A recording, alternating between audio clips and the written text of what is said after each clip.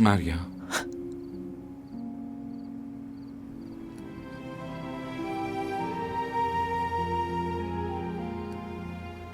من عمدن اون کارو نکردم. منم عمدن رو دست بلند نکردم. آخه من نمیتونم اذیت شدن مامانو تحمل کنم. وقتی دیدم مامان درد میکشه بی اراده دستم روت بلند شد.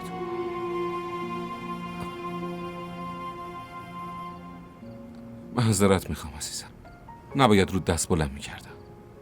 به این فکر کن که امروز چه روز خوبی رو با هم دیگه داشتیم. همه جا رو گشتیم، خیلی لذت بردیم. خب بگو، بیشتر از همه از کجا خوشت اومد؟ همه جا خوب بود. فقط خوب بود؟ نه، خیلی خوب بود.